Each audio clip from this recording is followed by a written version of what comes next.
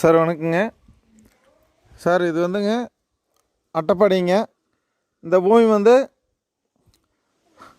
Mannarkkad Anaikatti main ரோட்டில் அகழி பஞ்சாயத்துக்கு பக்கத்துலேயே இருக்குதுங்க. பஞ்சாயத்துலேருந்து 1.5 கிலோமீட்டருங்க. அகழியிலிருந்து 3 கிலோமீட்டர் வருங்க சார் சைட்டுக்கு.